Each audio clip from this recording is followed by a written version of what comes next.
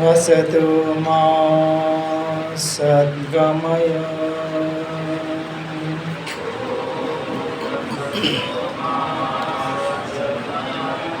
तमसो मा ज्योतिर्गमय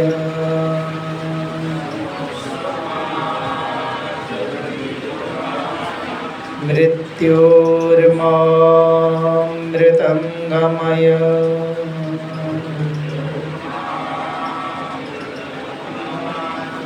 ॐ शान्तिः शान्तिः शान्तिः।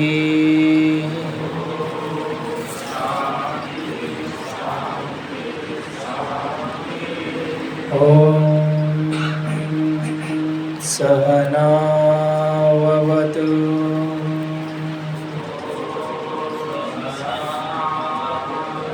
सहनौ भुनक्तु सह वीर्यं करवावहै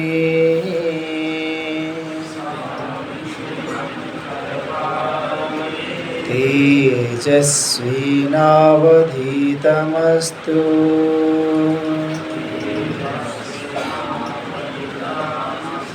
मा विद्विषावहै।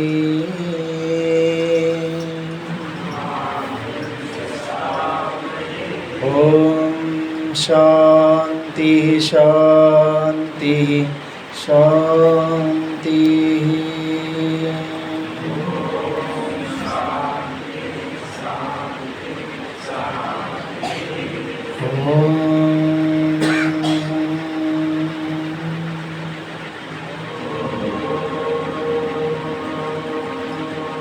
श्री गुरुभ्यो नमः।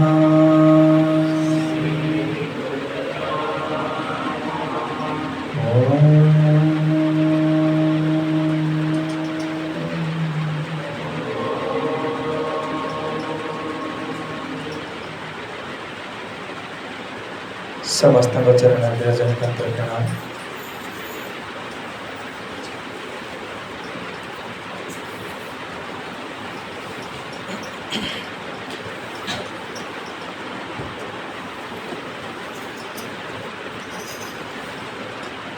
यं ब्रह्मा वरुणेन्द्ररुद्रमरुतः स्तुन्वन्ति दिव्यैस्तवैर्वेदैः साङ्गपदक्रमोपनिषदैर्गायन्ति यं सामगाः।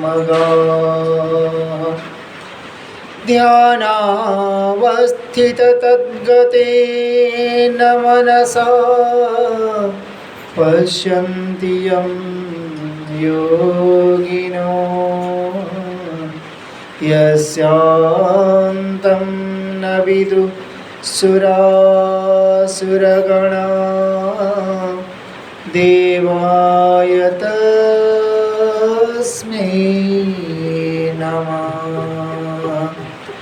देवाय तस्मै नमः। त्वमेव माता च पिता त्वमेव बन्धुश्च सखा त्वमेव विद्या द्रविणं त्वमेव सर्वं मम देव। मूकं करोति वाचालं पङ्गुं उल्लङ्घयते गिरिं यत्कृपातमहं वन्दे परमानन्दमाधवम्।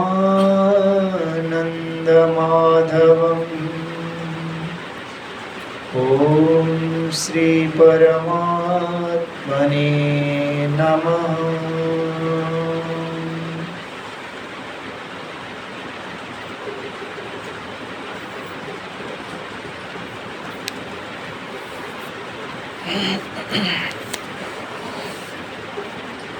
अर्जुन शरणापन्न होइछन्ति।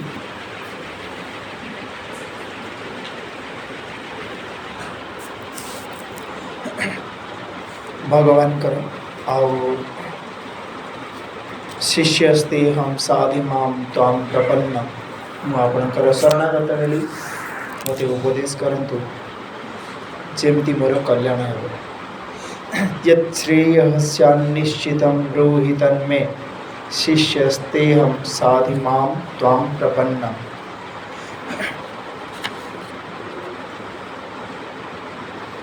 जहाँ श्रेय ताको मते निश्चित करिकी कहतु। आप तो शायद उड़िया नहीं समझ पा रहे होंगे, आप भी नहीं समझ पाते हो। हिंदी समझते तो मैंने हिंदी बुझो सी माँ माने केवल हिंदी बुझ पारे नहीं, ठीक है। हिंदी उड़िया मिला के मैं बोलता हूँ ताकि आपको भी समझ में आ जाए। जो स्थिति अर्जुन के सम्मुख है, द्वंद्वात्मक स्थिति, सामने पितामह है, गुरु द्रोण है, कृपाचार्य है और भाई लोग हैं, उनके पुत्र हैं और पौत्र हैं और साथ में संबंधी सारे हैं। अर्जुन के मन में उनके प्रति कभी पराया भावना नहीं है। सबको अपने ही जानते हैं, सब अपने हैं। वो देखते हैं कि सब संबंधी हैं, अपने हैं, आत्मीय हैं, स्वजन हैं। इन्हें मारकर मुझे कोई भलाई नज़र नहीं आती, कोई इसमें अच्छाई नज़र नहीं आती। यहाँ पे विनाश ही विनाश मुझे दिखता है। युद्ध कभी कल्याण का हेतु नहीं बनता है। युद्ध सब समय संहारक होता है, सर्वनाश करता है। धन और जन उभय का नाश होता है। तो इसीलिए मुझे ऐसी जघन्य कर्म नहीं करना है और स्पष्ट करके बता दिए भगवान को कि मैं युद्ध नहीं करूँगा। पर मुझे आप जो नपुंसक क्लीब करके गालियाँ देते हैं, उससे मुझे लगता है कि मेरे से कुछ गलती हो जाती है। तो आप बताएं तो मैं क्या करूं? जो सही है, जो कल्याणकारी है, जो श्रेय पंथा है, वो मुझे बताइए ताकि मैं उसे आश्रय करूं, अपना कल्याण साधन। जहाँ श्रेयस्कर, जहाँ कल्याण साधन मत कहतु, मुझे आश्रय करी और मोर जहाँ द्वारा कल्याण हम। भगवान को हाथ जोड़ी कहते मुझे आपणकर शिष्य हेली, मत उपदेश करंतु और कल्याणकारी मार्ग मोपाई उपदेश करंतु, जहाँ मु आश्रय करी मोर कल्याण करने। मैं आपसे विनती करता हूँ ताकि आप मुझे अपने शिष्य रूप में स्वीकारें और आप मुझे उपदेश करें। यह कहने के बाद फिर आगे अपना हृदय को उनके सामने भी रखते हैं। शिष्य में एक कमी होती है। क्या कमी होती है? एक तो अपने गुरु के पास पहुंचकर बोलता है कि मैं आपके शरण में हूँ और आप मुझे उपदेश करें। फिर ऊपर से अपना मन को भी जाहिर करता है कि मैं ये नहीं चाहता, ये करना नहीं चाहता हूँ। इसके अलावा यदि कुछ और है मुझे बताइए, मैं कर लूँ। आमे मैंने पाखे भी से दशा देखा जाए। गुरुदेव पाखक गलापर गुरुदेव पाखे आम निजक निजे अर्पण करुचु, समर्पण करुचु। पुणी किंतु यहाँ मत ठीक लगुनि आप जोटा कहते ता बिना अन्य किसी कहले मुझे करदेवी। मत मुझे या करें आप जमी कहते कि ता बिना अन्य जहाँ कहे करदेवी। ये शिष्यर अभाव पक्ष। जहाँ गुरु आदेश देले ताको आम अक्षर अक्षर पालन करिया कथा। शिष्य धर्म कैसा होता है? जैसे सेना में सैनिक का कोई अपना स्वतंत्र मन नहीं होता, स्वतंत्र इच्छा से वो काम नहीं कर सकता। जो कहा जाए, जैसे कहा जाए उसको करना ही पड़ेगा। No option, no argument, no questioning, no crossing. बस जो कहें यस सर बोलना पड़ता है, जो कहेंगे हाँ जी हाँ, बस इतने में ही स्वीकृति देनी पड़ती है। अगर प्रश्न पूछे कि क्यों, कैसे, किस लिए, मुझे ही क्यों कहा जाता है, मैं क्यों करूं, सब क्यों नहीं करेंगे, ऐसे कहने से सेना में अपराध माना जाता है। उसको उत्तर मांगा जाता है, क्यों ऐसे बोले, और उसके लिए दंड भी विधान किया जाता है। गुरु का पैखरे भी ठीक से ही, गुरु के पास भी वही नियम लागू होता है। गुरु के पास कोई प्रश्न नहीं कर सकते हम, कोई क्रॉस क्वेश्चन नहीं कर सकते, कोई तर्क नहीं कर सकते। ऐसा क्यों, ऐसा नहीं होने से नहीं होगा क्या, आप ऐसे क्यों कहते हो, ऐसे तो कह सकते थे आप। ऐसे हम कहना हमारे लिए अपराध रूप होता है, हम ऐसे कह नहीं सकते। शिष्य के लिए ये अधिकार नहीं, वो कहें, जो कहा जाए उसको करने के लिए वो बाध्य है। ये शिष्य धर्म है। और इसीलिए तो गुरु में गुरुता है। गुरु के पाखे गुरुता कौन, श्रेष्ठता कौन, से जहाँ कहे शिष्य तक अक्षर अक्षर मानिया को बाध्य, से कौन सी प्रश्न करिपारिबो नाही। तो किंतु अर्जुन कौन कर पूरा सीधा कहले, मना करदेले कि एवं मुक्त हृषिकेशम गुड़ाकेश परंतप नयोत्स्य इति गोविंद मुक्त्वा तूष्णीम बभूवः। मैं युद्ध नहीं करूँगा, मुझ युद्ध करी भी नहीं कह कि शस्त्र छाड़ीदेले, धनु छाड़ीदेले और चुपचाप बस पड़े रथ पर। ये अपराध है, शिष्य के लिए अपराध है। शिष्य अपने को कहलाया, अपने आप को शिष्य रूप में प्रस्तुत कर रहा है, तो गुरु की आज्ञा का अवहेलना वो कर ही नहीं सकता। जो गुरु के आदेश की अवहेलना करे तो अपराध माना जाएगा, और उसके लिए हो सकता है गुरु उसको त्याग भी सकते हैं कि नहीं चाहिए मुझे ऐसे शिष्य का। गुरु को पाखक जिते जाए शिष्य, कौन नहीं जाए, संविधा नहीं जाए, और निजे को निजे प्रस्तुत करे कि मुझे आपणकर शिष्य है, जिते दिन जाए रही, जिते दिन पर्यंत रही, कौ भाव रही, शिष्य उपाधि रही, शिष्य भाव में सेवक भाव में रही, आपण सेवा चाकरी करी, आपणकर जहाँ आदेश ताकि मु पालन करी, आ मोर कौन सी प्रकार निजर स्वतंत्र इच्छा रखी भी नहीं। शिष्य के लिए स्वतंत्र वृत्ति का होना अपराध कहा जाता है। शिष्य स्वतंत्र वृत्ति का नहीं हो सकता, अपनी इच्छा से कुछ कर नहीं सकता। मैं आज मन करता है मैं आज जाके उधर किसी गृहस्थ के घर में भिक्षा लेके आ जाऊं। आज मेरा मन कर रहा है उधर जाके कुछ से नौकरी करके उधर से कुछ कमाई करके आ जाऊं, या तो कहीं कुछ सेवा देके उससे दक्षिणा लेके आ जाऊं। ऐसा शिष्य अपनी इच्छा से नहीं कर सकता, निज मन अनुसार केबे हेले एमिति करि परिबो नाही। यार उदाहरण पढ़ाई तो मन पका, इसका उदाहरण है बहुत बलिष्ठ उदाहरण है, उपमन्यु। पता है उपमन्यु के बारे में पता है? उपमन्यु ऋषि उद्दालक जी के शिष्य नहीं सॉरी, उद्दालक के शिष्य नहीं, गुरु धौम्य के शिष्य आरुणी और उपमन्यु दोनों शिष्य थे। तो उपमन्यु को दिया गया गौ सेवा के लिए दिया गया था, गाय चरेया पे दिया जाइतिला। तो किंतु गुरु कौन कहते तुम्हें आश्रम रु अन्न ग्रहण करिब नाही। पढ़ा अच्छे ना तुम कोर्स रे थिला। उसे गौ सेवा के लिए दी गई थी, गाय चराने के लिए। पर गुरु धौम्य क्या कहे थे, तुम आश्रम से भोजन नहीं लोगे।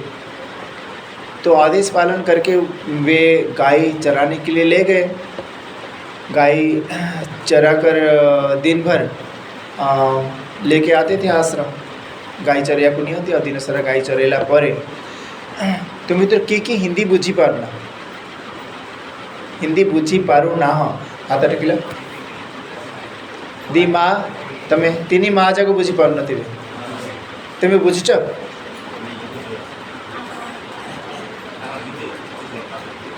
बुझुंती समस्ते हिंदी बुझुच आउ किए बुझुन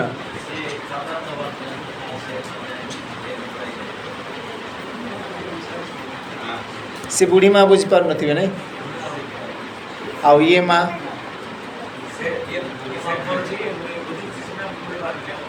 हिंदी बुझुच तुम्हें अच्छा तो मत ओडिया कह दरकार नहीं तुम मैंने तो समझते हिंदी बुझ ना ओडिया न कहले चलिब ठीक मैं हिंदी में ही बोलता हूँ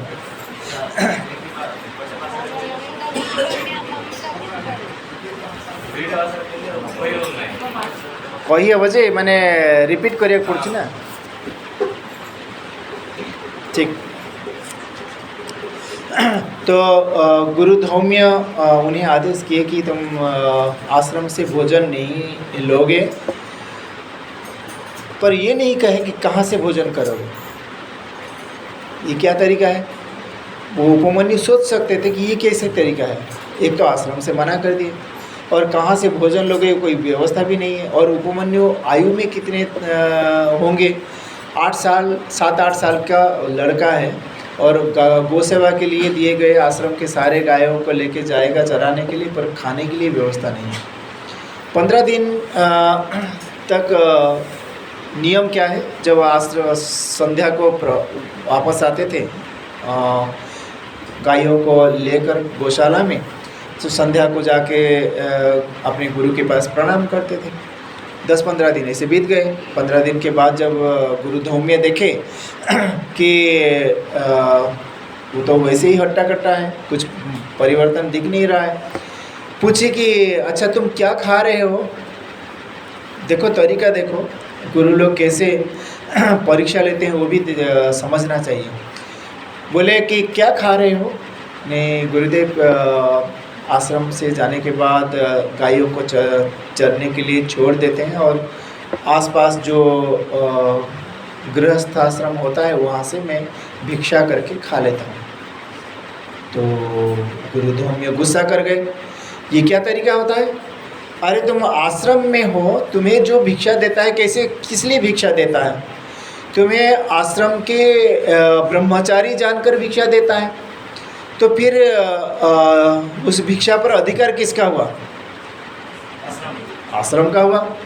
और ये क्या तरीका होता है? तुम आश्रम को दिए बिना तुम ही खा जाते हो, ऐसे नहीं हो सकता। कल से भिक्षा करके आश्रम में देना। बेचारे एक तो काम था गाय चराने का, ऊपर से और एक काम पड़ गया, क्या? भिक्षा करके आश्रम में अल्लाह की जमा करेंगे।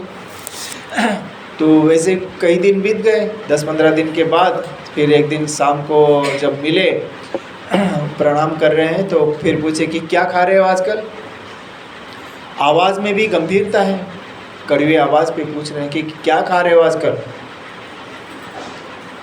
तो उपमन्यु हाथ जोड़ के बोले कि गुरुदेव एक बार तो भिक्षा करके आश्रम में जमा कर देते हैं और दूसरी बार भिक्षा करके मैं भोजन करता हूँ। क्या मतलब है सर? अरे तुम दूसरे जो भिक्षार्थी होते हैं उनके भिक्षा तुम नाश कर रहे हो। जो गृहस्थ एक बार देगा तुम्हें तो दोबारा किसी ब्रह्मचारी को देगा नहीं, और तुम एक बार तो ले आते हो फिर दोबारा करते हो भिक्षा, तो दूसरे ब्रह्मचारियों का जो दूसरे भिक्षार्थी हैं उनके वृत्ति का नाश करते हो तुम। ये तो अपराध है, कल से ऐसा नहीं होना चाहिए। हाथ जोड़ के उपमन्यु बोले जी कल से नहीं होगा। तो एक बार भिक्षा करके दिए, दूसरी बार फिर कई दिन ऐसे बीत गए, दूसरी बार तो मना कर दिए। फिर ये नहीं बोले कि क्या खाओगे, बिल्कुल कुछ नहीं बोले। फिर आगे कई दिन बीत गए। कई दिन के बाद जब फिर प्रणाम करने के लिए शाम को गए, गोसेवा तो चालू है। उपमन्यु को देखकर बोले कि अच्छा आजकल क्या खा रहे हो? तुम तो जैसे के तैसे मोटा हट्टा कट्टा हो, तुम्हारा स्वास्थ्य में तो कोई परिवर्तन दिख नहीं रहा है, कुछ तो कुछ खा रहे हो, क्या खा रहे हो आजकल? गुरुदेव जंगल में से कुछ फल वगैरह तोड़ लेते हैं पेड़ों में से और खा लेते हैं। अरे ये कैसा है तरीका? अरे तुम पेड़ से फल तोड़ते हो और आश्रम को दिए बिना तुम ही खा जाते हो, इस पर तो अधिकार होता है गुरु का। तुम आश्रम के हो तो उस पर अधिकार आश्रम का होता है। फल तोड़ के आश्रम में लाके जमा करना, तो क्या काम पड़ गया? एक तो गाय की चराना, दूसरे बार भिक्षा करना, तीसरा फल तोड़ के आश्रम में लाके जमा करना। और उसके लिए ये बोलते थे कि चलो ठीक है, तुम आश्रम में कुछ फल जमा कर देना, कुछ खा लेना, ऐसे भी नहीं बोले। बोले कि सीधा लाके आश्रम में जमा कर दो। कई दिन बीत गए, फिर 10-15 दिन के बाद जब प्रणाम करने गए साहब को, फिर बोले कि अरे क्या बात है, तुम तो जैसे के तैसे मोटा हो। मतलब क्या है, वो देखना चाहते थे कि दुबला पुतला हो जाए, बिना खाए पिए, मतलब 15 दिन नहीं खाएगा तो कैसे हो जाएगा। वो भाई जैसे हैं, दुबले हैं, वो भोजन करते कि नहीं पता नहीं, फूंक देंगे तो उड़ ही जाएंगे। तो बोले कि तू इतना मोटा हट्टा कट्टा है, क्या खाते हो? गुरुजी एक बार भिक्षा करके तो जमा कर देते हैं, और फल तोड़ते हैं तो फल भी जमा करते हैं, और बाकी जो है जो गाय से थोड़े दूध दूह के पी लेते हैं। अरे तू बड़ा चोर है, अरे गाय से दूध कैसे दूह के पी लेता है? गाय पर तेरा अधिकार कैसे आया? गायों से तो दूध निकाला जाता है, जो बाकी दूध रहा वो तो बछड़ों का है, बछड़े पीने वाले हैं, तुम उनका दूध कैसे चोरी करते हो? बड़ा बदमाश है लड़का ये, कल से नहीं होना चाहिए। तो उपमन्यु बोले जी गुरुदेव कल से नहीं होगा। तो ये नहीं बोले कि क्या खाना है क्या पीना है, कुछ नहीं बोले, बस सब मना कर देते, जो उपाय करे तो मना कर देते। आप हम होते तो भाग ही जाते, भाई हमें पढ़ाई नहीं चाहिए, कोई पढ़ाई तो होती नहीं, गाय चराने के लिए भेज दिए और खाना ही बंद कर दिए, तो खाएंगे नहीं, जिएंगे कैसे? घर से बाहर और खाने पीने के लिए कोई व्यवस्था ही नहीं है, तो हम जिएंगे कैसे? भाग ही जाते कि नहीं? दीप्ति तो जरूर भाग जाती कि नहीं मुझे यहाँ रहना नहीं भाई, खाने को दे नहीं रहे और बोल रहे हैं काम के ऊपर काम बता रहे हैं, और हम कैसे रहे यहाँ पे? बेचारे सेवा में लगे रहे। फिर कई दिन बीत गए, बीत जाने के बाद जब गुरुजी देखे कि वैसे ही तंदुरुस्त है, क्या मतलब है, ये कुछ तो कमी दिखती नहीं है उसके शरीर में। फिर पूछे कि हाँ क्या हाल है भाई, क्या खा रहे हो आजकल?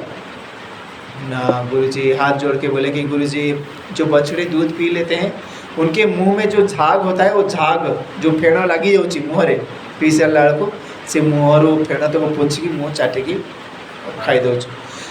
जो झाग होता है, झाग दूध पीने के बाद होता है ना, बछड़े के मुंह पे झाग आ जाता है, तो उसको पोंछ के मैं खा लेता हूँ। गुरुजी बोले अरे क्या पागल ये लड़का, अरे क्या झाग को वो बछड़ा चाट के नहीं खा सकता? तू चाट रहा है उनके मुंह से, हैं?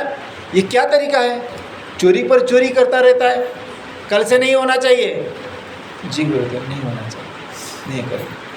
तो फिर अगले दिन क्या हुआ, बहुत देर हो गया, संध्या हो गई, सारे गाय और बछड़े सब आ गए वापस आश्रम में, पर उपमन्यु आया नहीं।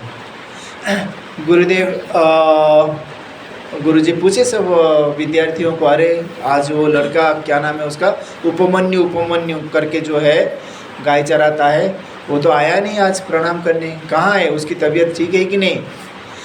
हम कभी कभी ऐसे सोचते हैं कि गुरु लोग बहुत कठोर होते हैं, उनका हृदय नाम का कोई चीज़ नहीं होता। आरोप भी करते हैं ये गुरु लोगों का हृदय नाम का कोई चीज़ नहीं होता है, बड़े कठोर होते हैं, और कभी दया नाम की चीज़ ही नहीं रहती उनके उनमें। पर ऐसा नहीं है, गुरु तो माता पिता से भी और दयालु होते हैं। कहा गया है तुलसीदास जी महाराज, संत हृदय नवनीत समाना। नवनीत मतलब लहुनी, हाँ, मक्खन के तरह नरम होता है। वो तो मक्खन तो स्वयं ताप पाए तो पिघलता है, लवणी कण करे जदि ताकू गरम कले सी तरलिब किंतु संत हृदय अन्यर दुख देखिले भी तरली जाए। दूसरों के दुख देखकर भी संत की हृदय पिघल जाता है। तो मक्खन से भी और नरम होता है इसे कहा जाता है। तो गुरु सब कुछ होते हैं। साक्षात परमात्मा स्वरूप कहा जाता है। गुरु साक्षात परम ब्रह्म, और परमात्मा तो परम कृपालु होते हैं, करुणा सागर होते हैं, दया सागर होते हैं, दया बारामनिधि कहा जाता है। उनमें दया नहीं होगी ऐसे कभी हो ही नहीं सकता। तो चिंता हुई उनको कि कहाँ उपमन्यु रह गया, कहीं दिखाई नहीं दे रहा, आया तो नहीं, मेरे पास भी आया नहीं, कहाँ रह गया। चलो चलते हैं, देखते हैं। जंगल में अपने शिष्यों के साथ चले और पुकार पुकार के उपमन्यु आवाज़ देते हुए गए। कहीं कोई दिख ही नहीं रहा था। अंधेरा चारों ओर, घनघोर अंधकार है, और साथ में भालू, शेर, ऐसे जंगली पशु भी हैं।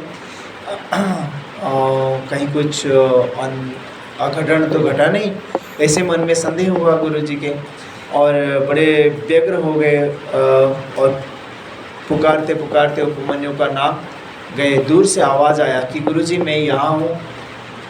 तो आवाज़ के अनुसरण करते हुए जाके देखे कि एक सूखा कुआं और एक सुखीला कुआं भीतर आवाज़ सूखा कुआं, पानी नहीं है, उसमें से आवाज़ आ रहा था। तो गुरु जी बोले कि अरे तुम कुएं के अंदर क्या कर रहे हो, क्या ढूंढ रहे हो वहाँ पे, क्या खा रहे हो वहाँ पे? तुम्हें तो खाने के सिवा और कुछ सूझता नहीं, सब समय खाते रहते हो, और उधर क्या जाके ढूंढ रहे हो कुएं के अंदर? नहीं गुरुजी, कुएं के अंदर मैं कुछ ढूंढने नहीं आया था। भूख बहुत तेज हुई और मैं कुछ अर्क पत्र खा लिया। अर्क पत्र माने औरख जो होता है ना, एक पत्ता ऐसे गोल गोल सा, तक उसको तोड़ने से उसमें से दूध निकलता है। भगवान महादेव जी के पास उसके फूल ऐसे गुच्छा में होता है फूल, उसके तोड़कर पूजा में लगाया जाता है। बकरी वगैरह खाते हैं उसके पत्ते। तो उसके पत्ते मैंने खा लिया और मेरी दृष्टि शक्ति नष्ट हो गई, मुझे दिखाई नहीं दे रहा था, और इससे कुएं के अंदर मैं गिर पड़ा। गुरुजी बोले कि अरे एक काम कर, मैं तुझे अश्विनी कुमार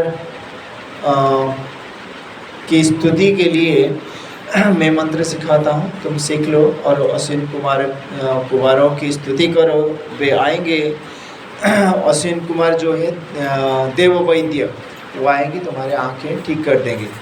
तो उन्होंने अश्विन कुमार की स्तुति करी और अश्विन कुमार दोनों भाई आए और उन्हें क्या किए, एक कुछ लड्डू जैसा दिया कि उपमन्यु खा लो, तुम्हारे आँखें ठीक हो जाएगी। उपमन्यु क्या कहे कि भगवान, गुरु की आज्ञा न मानने के कारण ये दशा मेरी हुई है। यदि गुरु की आज्ञा में मान लेता, उपवास कर लेता, तो ये दशा मेरी नहीं होती। अपने मन से कुछ खा लिया, इसके कारण ये मेरे आँखों की रोशनी चली गई।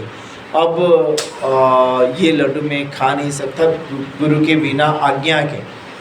तो गुरु धौम्य सुने और बोले कि उपमन्यु धन्य हो तुम, गुरु आज्ञा को इतने कड़क पालन तुम करते हो, तुम्हारा कल्याण हो और तुम उस लड्डू को खा लो। तो दोनों जो देव वैद्य आए थे उन्होंने कहा कि तुम्हारे गुरु भक्ति से हम प्रसन्न हुए, तुम्हें आशीर्वाद करते हैं कि तुम्हारे इच्छित जो विद्या है वो सारे विद्या तुम्हें प्राप्त हो और तुम गुरु कृपा तुम्हें लाभ हो। तो गुरु आज्ञा से उपमन्यु वो लड्डू खा लिए, उनके आँखों की रोशनी वापस आ गई और साथ साथ उन्हें देवताओं का वरदान भी मिला। ये कहानी पुराण युग की है, ये बस कहानी नहीं है, सचमुच जिस किसी ने भी गुरु की सेवा यत्न से करी है उसका फल निश्चित रूप से मिला है। और गुरु आज्ञा पालन से जो फल मिलता है उस फल के बराबर कोई भी सांसारिक फल समकक्ष नहीं हो सकता। तो अर्जुन निजकू शिष्य भाव में उपस्थापन करिसेंती आ शिष्य भाव में उपस्थापन कला परे किंतु निजे निजर मन को रखुचंती भगवान के पाखे कि मु युद्ध करी नहीं। निर्णय शुणईदेले माने कौन गुरु आज्ञार पालन कले ना गुरु आज्ञार अवहेलना कले? कौन कले? गुरु आज्ञार पालन कले ना गुरु आज्ञार अवहेलना कले? अवहेलना कले। गुरु आज्ञा को अस्वीकार करदे नहीं आपण युद्ध करने कहते किंतु मुझे युद्ध करी नहीं। आप युद्ध करने के लिए कह रहे हो पर मैं युद्ध नहीं कर सकता। ये गुरु आज्ञा का अवहेलना है, अस्वीकृति है। तो ये अपराध शिष्य के लिए माना जाता है। पर इस अपराध से भी भगवान रुष्ट नहीं हुए। एभली अपराध रे भी भगवान कौन क्रोध करना रुष्ट ही ना। जदि ऋषि दुर्वासा के विश्वामित्र होता सागे सागे कौन करते परशुराम होता सीधा कौन करते जा अभिशाप दे था। किंतु भगवान कृष्ण उदार चरित्र तेणु से क्रोधी ही ना तो बुझे कौन कहले तुम्हें जो विषय चिंता करने कथा नुहे से विषय तुम चिंता करुच आउ जहाँ विषय चिंता करवा जो विषय विचार करने कथा से विषय बिल्कुल विचार करूना। अशोच्यानन्न शोचस्त्वं प्रज्ञावादांश्च भाषसे गतासु न गतासुंश्च नानुशोचन्ति पंडिताः। जिस विषय में तुम्हें शोक नहीं करना चाहिए उस विषय को लेकर शोक करते हो। पर विद्वान के जैसे भाषण मारते हो। कथा कहला लोग केमती कथा कौच बड़ विद्वान भली कथा तो कौच किंतु जो विषय शोक करिया कथा ना ताकू शोक करुच मूढ़ पामर मूर्खंक परी ये उचित नुहे, अनुचित कर्म करुच। कारण जो मनकर प्राण चली जाइए जो मनकर प्राण जाई नहीं ये उभय से सब विषय को लेकिन शोक करती नहीं। जिनके प्राण चले गए हैं मतलब जो मर चुके हैं उन्हें लेकर शोक नहीं किया करते हैं विद्वान व्यक्ति, और जो मरे नहीं उनको लेकर भी शोक नहीं करते। मतलब विद्वान किसी भी विषय को लेकर शोक नहीं करता।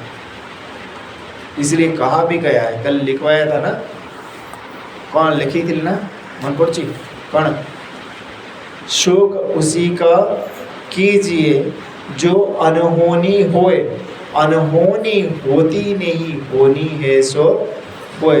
ताकू नहीं कि शोक कर जहाँ किसी जब अघटन घटी अघटन के घटनी जहाँ घटबार अच्छे से ही घटब। जो न घटने वाली घटना है कभी घटती ही नहीं, और जो अनहोनी होती ही नहीं, जो होनी है वही तो होती है। तो जो होनी है उसको तो हम टाल ही नहीं सकते, उसको लेकर चिंता करने से क्या फ़ायदा, कुछ फ़ायदा ही नहीं। और जो हो गया है वो होना ही था, इसलिए उससे भी लेकर चिंता नहीं करना चाहिए। जहाँ किसी घटी जाइए ता तो घटबार थिला बोली घटी ना घटी न था, तेणु ताकू नहीं चिंता करा जाए नहीं, और जहाँ घटी नहीं ताकू नहीं भी चिंता करा जाए नहीं।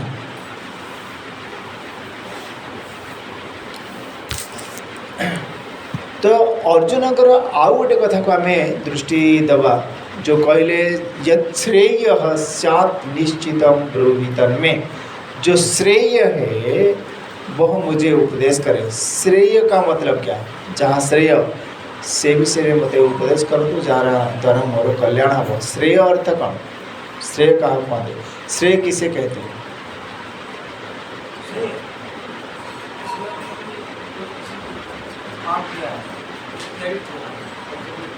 नहीं, उसे तो लौकिक भाषा में श्रेय कहा जाता है। जो यहाँ पर श्रेय है, श्रेय अर्थात जो परमार्थ के लिए उपयोगी है। प्रेय अर्थात सांसारिक सुख सुख भोग, ये से प्रेय कहा जाता है। और श्रेय जो पारमार्थिक सुख है उसे श्रेय कहा जाता है। पारमार्थिक सुख कैसे मिलेगा, किससे मिलेगा? कठोश्रुति कहती है श्रेयश्च प्रेयश्च मनुष्यमेतः। कठोर उपनिषद कैसे कहती है कि श्रेय प्रेय दोनों साथ साथ मिलकर आते हैं साधक के सामने, श्रेय भी आसे और प्रेय भी आसे। तौ संपरित्य विविनक्ति धीर, ताको भल भाव विचार करके विद्वान व्यक्ति ताको भल भाव विचार करे, भल भाव विश्लेषण करे। जो विद्वान होता है उसको लेकर अच्छे से विचार करता है, श्रेय और प्रेय दोनों के जो साथ साथ आते हैं मिलकर, तो उसे विचार करते हैं। और जो विद्वान होता है वो क्या करता है? श्रेयो ही धीरो अभिप्रेयसो वृणीते। विद्वान व्यक्ति प्रेय होते हुए प्रेय को छोड़कर श्रेय को ग्रहण करता है। और अविद्वान जो है श्रेयो प्रेयो मंदो योग क्षेमात् वृणीते। जो अविद्वान व्यक्ति होता है, जो जिसकी बुद्धि काम नहीं करती, उचित अनुचित विचार नहीं कर पाता, वह प्रेय मार्ग को ग्रहण कर लेता है। ठीक, तो प्रेय का क्या है, श्रेय क्या है, उसे देखेंगे। श्रेय को विद्वान व्यक्ति श्रेय प्रेय दुईटी मिसिकी आसिले भी श्रेय को कौन करे? विद्वान व्यक्ति प्रेय थिले भी ताकू छाड़ी श्रेय को ग्रहण करे। और अविद्वान व्यक्ति श्रेय को छाड़ी कौन करे? प्रेय को सांगे सांगे ग्रहण करनी। उदाहरण देले गोटे बुझी कौन उदाहरण देखा? जड़े जज से भल जज जड़े ताको पाखु गोटे केस आसला। से केस रे जी अपराधी थिला से कौन कला? ताको 10,000 टंका लांच जाचिला। 10,000 टंका नियो आउ केसटा आम फर रे कर दियो, आम सपक्ष रे कर दियो। विचारपति न्यायवंत थिले, धार्मिक थिले, से कहले नाई मो द्वारा ये संभव नहीं। अरे आपको 10,000 टंका मिलूँ, 10,000 टंका एवं अति कम कोटिए टंकार सामान हम, बहुत पुराना कथा। सी थिले दक्षिणर जड़े कमा ब्राह्मण, से ताकर जीवन में केवे हेले पापाचार कर नथिले, तो से सीधा सीधा मना कर दिया। कोई दक्षिण के ब्राह्मण विचारपति थे, वो कोई केस उनके पास आया। जो अपराधी था वो क्या किया, 10,000 रुपये उन्हें रिश्वत दिया। 10,000 अब के समय में 1 करोड़ रुपए के बराबर होगा। तो उन्होंने साफ मना कर दिया, मुझे नहीं चाहिए। तो उसने फिर धमकाया, तो फिर जान से मार डालूँगा। तो उन्होंने क्या कहा कि अरे मेरे गोपाल है ना, मुझे कोई भय नहीं, मारना है तो मार सको तो मार दो, पर मुझे पता है मेरे गोपाल है ना, मेरे बाल भी कोई बांका नहीं कर सकता, कोई एक बाल भी टेढ़ा नहीं कर सकता। जाके राखे साइया मार सके न कोई, जाके राखे साइया मार सके न कोई, बाल न बांका करी सके जो जग बैरी होए। पूरे संसार यदि शत्रु बन जाए तो भी एक बाल मतलब एक रोम जो होता है तो उसको टेढ़ा नहीं कर सकता। सारा संसार अगर एक साथ हो जाए तो भी जिसको भगवान संरक्षण में रखते हैं उसका एक बाल भी कोई बांका नहीं कर सकता, टेढ़ा नहीं कर सकता। तो कोई घबराने का कोई कारण नहीं।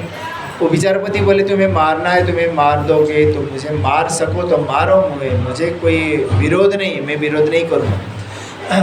तो से विचारपति पूरा निर्भीक भाव में कहले तुम मारियार अच्छे मारी दे पार, किंतु मु तो केबे तार विरोध भी करिबिनी कि तुम कथार मु एक सहमत हो पारि, मु लांच नहीं पारि ना।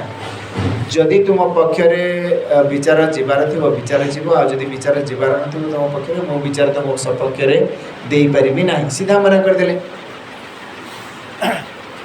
जिसका दोष होगा निश्चित रूप से वो दंडभागी होगा, और तुम दोषी यदि हो तो दंड तो अवश्य तुम्हें मिलेगा, और यदि निर्दोष हो तुम्हें चिंता करने की ज़रूरत ही नहीं है, तुम्हें दंड कभी नहीं मिलेगा। तो उस बार क्या हुआ, वो तो केस चला गया, दंड मिल गया उस व्यक्ति को जो अपराधी था, पर इन्हें पैसा जो मिलने वाला था 10,000 रुपये, वो 10,000 रुपये तो गया हाथ से।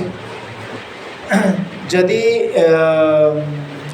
प्रेय मार्गी माने सांसारिक सुख भोग की इच्छा जिसको है, वो क्या देखेगा, सामने इतने रुपए, बाप रे, इसको छोड़ना नहीं चाहिए, तो फिर उसको ग्रहण करके अधर्म मार्ग पे चला जाता। पर उन्होंने ऐसा नहीं किया, मैं धर्म मार्ग नहीं छोड़ूंगा। तो सामान्य लोग कहते कौन होता नहीं था अधर्म ताको जिते ही था किंतु सी सीधा सीधा मना कर दिया, नहीं पारिबी नहीं। किंतु उसी दिन की घटना है, जो वो वापस आ रहे थे घर वापस आते समय कोई व्यक्ति रास्ते में बेहोश पड़ा मिला। तो वो कार में आ रहे थे, तो बेहोश पड़ा देखकर उन्होंने क्या किया, उसके पास कार रोके और बेहोश पड़ा था तो उसको हॉस्पिटल में ले गए और हॉस्पिटल में एडमिट किए और वो बच गया। तो डॉक्टर बोले यदि इसे हॉस्पिटल आप नहीं लाते तो हो सकता था ये मर जाता, तो बहुत अच्छा किया आपने जो इसके जीवन बचा लिया। तो फिर क्या हुआ, उसके पास जो लेके आया था कुछ धन बहुत सारा 10 करोड़ रुपए उसके पास था। तो उसने जब जाना कि ये विचारपति उसे बचाए हैं, तो उसने क्या किया, उन्हें 10,000 रुपये उपहार के रूप में दिया और बोला कि ये मैं विनती करता हूँ आप उसे बुरा मत मानना, ये कोई मैं दूसरी इच्छा से नहीं दे रहा हूँ, मैं खुशी खुशी दे रहा हूँ, आपके कारण मेरा जीवन बच गया, अन्यथा मेरा जीवन नष्ट हो जाता। पर विचारपति लिए नहीं पर उसने घर का पता खोज करके घर में पहुंचकर जब विचारपति नहीं थे तब उनके घर में एक मिठाई के पैकेट के अंदर एक लिफाफा में 10,000 रुपये रख के फिर आ गया। जब विचारपति आके देखे घर में 10,000 रुपये घर में पड़ा है, तो उन्होंने उसी समय सोचा कि धन 10,000 रुपये मेरे पास आना ही था, तो जो असत मार्ग से आ रहा था मैंने उसको मना कर दिया, तो फिर सही रास्ते से मेरे पास आ गया। जो मेरे भाग्य में है उसे कोई काट नहीं सकता, नकार नहीं सकता। बस अज्ञानी व्यक्ति तुरंत अधर्म मार्ग को क्या कर लेता है, अपना लेता है। जो ज्ञानी होता है, वो जो बुद्धिमान होता है, कभी अधर्म मार्ग को अपनाता नहीं। विवेकी के बेले अधर्म मार्ग को केबेले आश्रय करे नहीं। सी जानी थाए जहाँ मते मिलबार अच्छे जे निश्चित भाव में मते मिलिबो, एथिरे कौनसी संदेह नहीं। मोर प्रारब्ध रे आगुर लेखाई कि रही कौन कौन केते केते मिलिबो, केते मिलिबो, केमिति मिलिबो, को उपाय रे मिलिबो, कोठी मिलिबो, केते बेले मिलिबो, सबू व्यवस्था करके रखा है। माया देह दबा पूर्व ये ड्राफ्ट बने कि आमको छाड़ी, तो से कौन सी व्यतिक्रम हम ना। कौन सी बैंक जदि ड्राफ्ट बनाई से ड्राफ्ट तुम पाखे अच्छी 10 लाख टंकार ड्राफ्ट तुम्हें जिते जाकि बैंक रे तुम खाता जमा कर मिल तुमको 10 लाख टंकार ड्राफ्ट माने 10 लाख तुम अकाउंट रे आपे जमा हो कि नहीं, आपे जमा हो कहीं ड्राफ्ट बनी कि आस। तो सेमती जो तुम्हारे भाग्य में है उसे कोई काट नहीं सकता। 10 लाख का ड्राफ्ट है, 10 लाख का चेक है, तो 10 लाख ही आपको मिल जाएगा, उससे कोई कमी नहीं आएगी। तो बैंक में जमा करते ही आपके खाते में 10 लाख रुपये आ ही जाएंगे। तो वैसे ही हानि लाभ जीवन मरण मान अपमान सब कुछ विधि हाथ, ये पहले लिख दिया गया है। प्रारब्ध पहले रचा पीछे रचा शरीर, तुलसी चिंता क्यों करे भजले श्री रघुवीर। तुलसीदास जी महाराज बोले कि पहले प्रारब्ध बना, पूर्व अर्जित कर्म अनुसार प्रारब्ध कर्म तैयारी है, फिर पीछे रचा शरीर, बाद में शरीर मिला। जिसे प्रारब्ध था उसी के अनुरूप ही शरीर मिला, जमती प्रारब्ध थिला से अनुसार शरीर मिला। शरीर सुख दुख हानि लाभ जीवन मरण मान अपमान सबकि निर्धारित होता है। और सेमती मिल जीवन में जो जो निर्धारित है वही वैसा ही मिलता है, थोड़े से भी कोई कमी कोई ज़्यादा नहीं होता। तो नासमझी हमारी है, हम समझे बिना ही बेकार की चिंता करते हैं, व्यर्थ ही चिंता करते हैं, और जो समझदार होता है कभी चिंता नहीं करता। चिंता गई मनवा बेपरवाह, जिसके मन में चाह नहीं वह साहन के शाह। जहाँ भितर इच्छा ही मरी जाइए, इच्छा नहीं ता भितर सी कौन हो जाए, राजाधिराज हो जाए, सम्राट हो जाए, सम्राट ठारू भी बड़ हो जाए। कहीं तो ताको किछि रे इच्छा नहीं, किछि पाइबार इच्छा नहीं, ताको किए नुआइब। जहाँ को पाइबार इच्छा थी ता सीना सी नई जीव समस्त आगे मुंड नहीं, आज्ञा आज्ञा आज्ञा नहीं, हाँ जी करके तो पछरे हाथ जोड़ी जोड़ी चलती। जार पाइबार इच्छा नहीं सी तो धाड़स रे मत किसी दरकार नहीं का सी जेड़े बड़ धनी होता जेड़े बड़ प्रतिपत्तिशाली होता जिते पावर सामने सी तार थाउ तार सी भ्रूक्षेप करिब ना। जिसको कोई पाने की इच्छा होगी वो जाके किसी के सामने झुकेगा, जिसको पाने की इच्छा नहीं तो क्यों झुके, वो झुकेगा ही नहीं ना, उसको कुछ चाहिए ही नहीं। बस मैं तो अपने जगह पे हूँ, बस ठीक हूँ। एक बार क्या हुआ, एक राजा अपने राज्य में उनको खबर मिला कोई सन्यासी साधु आए, बहुत पहुँचे हुए साधु हैं ऐसे लगा उनको। सुनने में आया उनके मंत्री पात्र मंत्री बोले, तो उन्होंने क्या किया, निमंत्रण दिया किसको, साधु जी को। साधु जब आए तुम्हें माँ बुझी पार्च तो पछरे जे बस से माँ पचारू बुझी पार्छ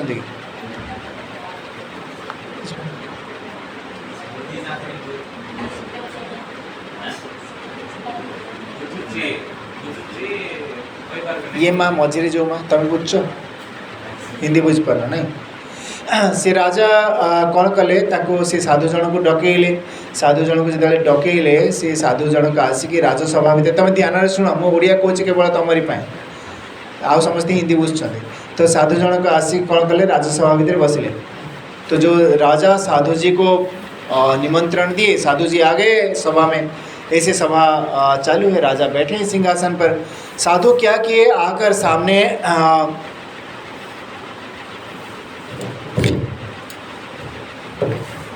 सामने राजा बैठा है तो क्या किए, ऐसे पैर पसार के बैठ गए। किसके, राजा के सामने, आमने सामने एमती पाद लंबे की गोड़ लंबे की बस पड़े। जो गोड़ लंबे की बस पड़े ताकर जे प्रहरी थिला आसिक कहला कौन, राजा का आड़ को एमती गोड़ करी बस तो मुंड काट करदेवे। तो राजा के ओर ऐसे पैर पसार के बैठ तो राजा को अपमान होगा, महाराज को। और तुम जो प्रहरी था उसने आज के आके बोला कि ऐसे पैर पसार के बैठना नहीं चाहिए, एमती पाद खोली की बसंती नहीं, राजा का अपमान होगा, मुंडो काट कर देवे। साधु हंस पड़े, हा हा हा, अरे तेरे राजा को पूछ वो मन का दास है या मन उसका दास है। राजा सुने तो राजा को कहले कि तो पचार तो राजा को, तो मन दास ना तू, मन तार दास ना मनर दास सी। राजा तो शुणी पारे। राजा कहले समस्ते तो मनर दास, सारा संसार में समस्ते मनर दास, पूरे संसार में सब मन के दास होते हैं और मैं भी। साधु और हंस पड़े हाँ करके, हा हा हा, अरे तेरा राजा मन का दास है और मैं मन का राजा हूँ, मन मेरा दास है। तो राजा तो मनर दास आ मु मनर राजा, मन मोर दास। ताल तो राजा कौन है, मो दासर दास। तेरा राजा क्या हुआ, मेरे दास का दास, मन मेरा दास है और वो मन का दास है, तो वो क्या हो गया, दासानुदास हुआ। से तो दासानुदास है। तो जो मेरे नौकर का नौकर है उसको मैं क्या सम्मान दूँ, है वो थोड़े मेरे से बड़ा है। मन मेरा दास है और वो मन का दास है, तो मेरे नौकर का मन मेरा नौकर है और वो मन का नौकर है, तो मेरे नौकर का नौकर है वो, उसको मुझे सम्मान देने की क्या आवश्यकता है। जोर से जोरे हसिले साधु कहले से तो मो चाकर मु ताको कौन सम्मान देवी गोड़ लंबिकी आहरी भल खंजरे बस पड़े एमती। तो राजा की गलती थी। राजा साधु को निमंत्रण दिए तो जैसे सम्मान के साथ उनको स्वागत करना चाहिए तो स्वागत करना चाहिए था, पैर धोना चाहिए था, पूजा करनी चाहिए थी, उनको आसन देना चाहिए था, और बैठाए भैंसा की तरफ। तो साधु उसको साधु का स्वभाव होता है, धाड़स स्वभाव होता है, साधु तो कभी झुकते नहीं किसी के सामने। जो सच्चा साधु होता है कभी झुकता ही नहीं है। हाँ, अपने प्रभु के सिवाय, अपने गुरु के सिवाय और किसी के सामने वो झुकता नहीं है, सर झुकाता नहीं। क्यों? क्योंकि उसे किसी से कुछ चाहिए ही नहीं। कहा पाखर किसी पाइबार तो नहीं, कहा पाखरे कहीं मुंड आज्ञा आज्ञा आज्ञा कहीकि मुंड से नहीं। साधु केवे मुंड नुआएनि, केवल निज भगवान को पाखरे और निज गुरु को पाखरे मुंड नुआए। आउ सारा संसार को गुरु परमात्मा रूप जानिकी प्रथमे समस्त को प्रणाम करे। सिया राममय सब जग जानी करहूँ प्रणाम जोरी जुग पानी। इस रूप में प्रणाम करता है, सबको प्रणाम करता है, पर किसी लालच से किसी के सामने सर नहीं झुकाता। किसी लोभरे पाइबार आशारे काहागरे से मुंड नुआएनि, किंतु समस्त को जीव मात्र को परमात्मा का रूप जानिकी से आगे नहीं जाए, समस्त को पाद छुई पकेव, किंतु पाइबार आशा में पाइबा आशा ता भीतर था ही नहीं। तो राजा अपने सिंहासन से उतर गए और जाके चरणों में गिर पड़े और प्रणाम किए और उनसे उपदेश लिए, फिर उनका कल्याण हुआ। तो ऐसे जिसके मन में चाह नहीं वह साहन के साह। जहाँ जिसके मन में कोई इच्छा ही नहीं, चाह माने इच्छा नहीं है, वो तो राजाओं का भी राजा बन जाता है। उसमें कोई उसे कोई झुका नहीं सकता, सिवाय भगवान के, सिवाय अपने गुरु के। उसे कोई भी संसार की कोई भी शक्ति झुका नहीं सकती। तो अर्जुन को वैसे ही बुद्धि आ पड़ी है कि मुझे कुछ नहीं चाहिए। यदि कुछ चाहिए मैं कहूँ तो फिर मुझे या तो पैरों पे गिरना पड़ेगा, किसके? दुर्योधन के नहीं, गिरकर माफ़ी मांगकर गिड़गिड़ा कर उनसे मांग के ले लूँ, या तो युद्ध करना पड़ेगा, दोनों में से एक करना पड़ेगा। मुझे युद्ध भी करना नहीं, उसके सामने हाथ भी जोड़ना नहीं, मुझे कुछ नहीं चाहिए, मैं भिक्षा करके खा लूँगा, बस मुझे कुछ नहीं चाहिए। ऐसी वृत्ति साधक में आ जाए तो उसको क्या कहा जाता है? बीतरागी, बैरागी ऐसे कहा जाता है। हृदय में वैराग्य प्रबल होना चाहिए। जैसे पूरे संसार का सुख भोग उसके सामने रख दिया जाए तो भी उसको तुच्छ माने, इसे कहते हैं श्रेय मार्गी। संसार के किसी भी सुख भोग की सामग्री में थोड़ी सी भी आशा जिसको नहीं है उसको श्रेय मार्गी कहा जाता है।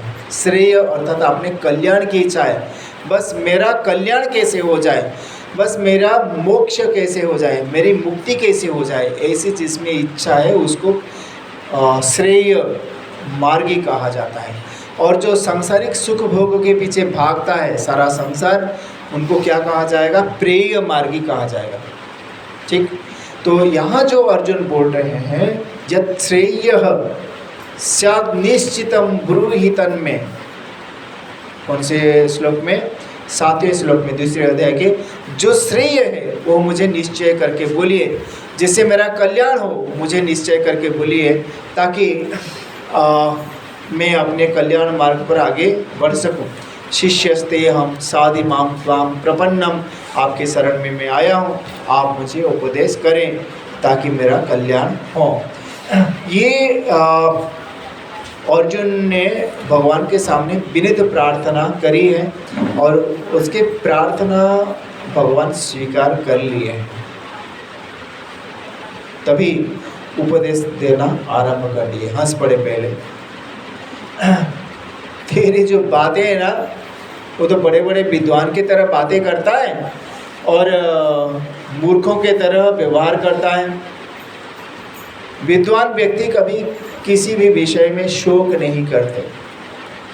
जो मर गए और जो मरे नहीं, किसी के भी बारे में वो शोक नहीं करते। କାହାରି ବିଷୟରେ ସେ ଶୋକ କରନ୍ତିନି। ଯିଏ ମରିଯାଇଛି ଆଉ ଯିଏ ମରିନାହାନ୍ତି ଉଭୟ ବିଷୟରେ ସେ ଶୋକ କରନ୍ତି ନାହିଁ।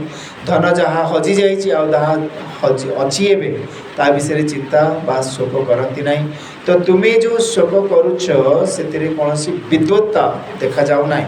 କିନ୍ତୁ ବିଦ୍ୱାନ ଭଳି କଥା କହୁଛ, ବଡ଼ ବଡ଼ ପଣ୍ଡିତ ଭଳି କଥା କହୁଛ। ଇଏ ତୁମର କେବଳ ଏଠି କିଛି नहीं, तुम केवल ओठरे अच्छी सिर्फ ओठ से ही तुम बोलते हो। हृदय में तुम्हारा कुछ है ही नहीं।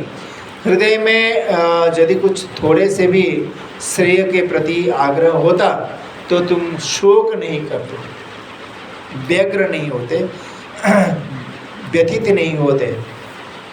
जो मरे नहीं उनके लिए तुम व्यथित होते हो। मर जाएंगे करके तो फिर तुमने क्या समझा? क्या है? कुछ नहीं समझा है।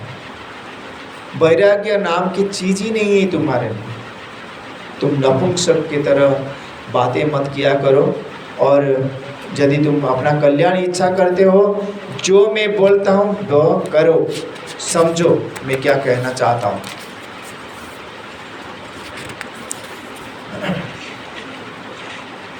अच्छा, तुम अपने आप को क्या जानते हो? पांडुपुत्र जानते हो। तुम अपने आप को पांडुपुत्र जानते हो। क्या वास्तव में तुम पांडुपुत्र हो? और जिन्हें देख रहे हो वो कौरव कहते हो, क्या वे वास्तव में कौरव हैं? ये प्रश्न कुछ अटपटा सा लग रहा है। मैं तो हूँ पांडुपुत्र, पांडव कहलाता हूँ, और वो तो कुरुपुत्र है इसलिए कौरव कहलाते हैं। इसमें संदेह कहाँ है? भगवान बोले नहीं, जो तुम निश्चय करे हो ना वो गलत है। ये जो देह दिख रहा है वो एक वस्त्र ही है और कुछ अधिक नहीं है। एक वस्त्र को छोड़कर व्यक्ति निकाल दिया एक चादर, फिर कोई दूसरा चादर ले लिया, ओढ़ लिया, ये कपड़ा खोल दिया, शर्ट पैंट पहन लिया, फिर उसको खोल दिया, धोती कमीज पहन लिया। अरे ये शरीर है ना, वैसे ही वस्त्र की तरह है और कुछ अधिक नहीं है। ये जीवात्मा असंख्य शरीरों को छोड़ते हुए यहाँ आकर पहुँचा है। ये जीवात्मा अनेक शरीरों को छाड़ी धारण करी छाड़ी धारण करी छाड़ी तापर ये शरीर को प्राप्त होती मनुष्य शरीर को। एमिति सीधा मनुष्य शरीर को आसे। मनुष्य शरीर पाने से पहले असंख्य शरीरों को धारण किया है। कई बार ब्रह्मा बना है, कई बार विष्णु बना है, कई बार शंकर बना है, कई बार इंद्र बना है, चंद्र बना है, सूर्य बना है, क्या क्या बना है उसका कोई पता ही नहीं है। लिस्ट में बहुत लंबी लिस्ट है। अनादिकाल से ये ऐसे ही सिलसिला चलता आ रहा है। और कितने बार वेश्या बना है, कितने बार चोर बना है, डाकू बना है, हत्याकारी बना है, कितने बार सुअर बना है, कुत्ता बना है, मेंढक बना है, सांप बना है, कीड़े मकोड़े बना है, क्या क्या नहीं बना है, सब कुछ बना है। पेड़ बना है, पर्वत बना है, सब कुछ बना है। और अब अंतिम योनि, अंतिम शरीर इस मनुष्य शरीर में आया है। तो तुम जो अपने आप को अर्जुन मानते हो, तुम अर्जुन नहीं हो। और ये जो कौरव तुम जो सामने देखते हो उन्हें कौरव मानते हो, वे भी कौरव नहीं है। अभी बने हैं पर बहुत कुछ बनकर यहाँ पर आके पहुँचे। जैसे एक ही अमिताभ बच्चन शराबी सिनेमा में शराबी रोल करते हैं, कुली सिनेमा में कुली का रोल करते हैं, किसी और में कई जमींदार बन सूर्यवंशम जैसे फिल्म में जमींदार बन गए। पर व्यक्ति एक ही है कि नहीं? अलग अलग फिल्म में अलग अलग रोल प्ले करते हैं। वैसे ही आत्मा अलग अलग शरीरों को धारण करके अलग अलग दिखाई देता है। वास्तव में वैसा होता नहीं है।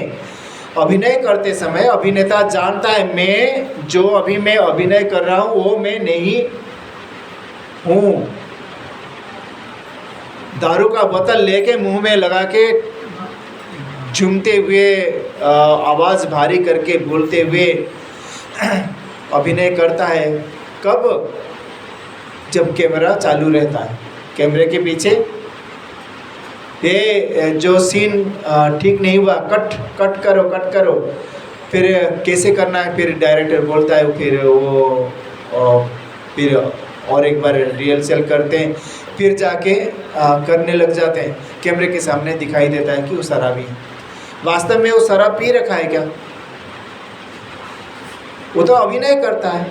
और अभिनय के पीछे कारण क्या है? उसको क्या चाहिए? पैसा चाहिए बस। चोर का अभिनय कोई करता है, सचमुच चोर है क्या? भागता है, उसको चोर पुलिस उसके पीछे पड़ा है, सचमुच चोरी करके कोई गया है? कोई हत्या करके गया है तो सचमुच कोई हत्या करता है क्या? वो तो नाटक में दिखाने के लिए करता है, सचमुच कोई करता नहीं। तो वैसे ही ये आत्मा है, तुम ये शरीर नहीं हो। ये शरीर तो एक वस्त्र की तरह है। देखो, तुम्हारे एक ही शरीर में, क्या नाम है आपका? सुनील? संदीप। तो कभी संदीप छोटा था, एक शर्ट पैंट पहन के बिना कपड़े के घर में इधर उधर भागता था। माँ उसके पीछे भागती थी, साथियों के साथ खेलता था। याद है कि नहीं? थोड़े थोड़े याद है। फिर स्कूल जाने लगा, हाथ में किताब लेकर। कभी कभी इच्छा नहीं होती तो पिता माता लेके ज़बरदस्ती लेके स्कूल में बिठा के आ जाते थे। याद है कि नहीं? थोड़ी थोड़ी याद है। कुछ जिद करता था, मार भी खाता था, वो भी याद है। वो संदीप कहाँ है अभी?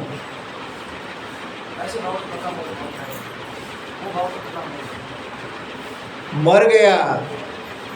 वो संदीप मर गया। फिर थोड़े बड़ा हो गया, हाई स्कूल में जाने लगा। तो उस समय टीचर भी मारते थे। कभी होमवर्क किया नहीं, कभी नील डाउन कर देते थे, कभी क्लास से बाहर खड़े कर देते थे। उस समय की भी याद है घटनाएं।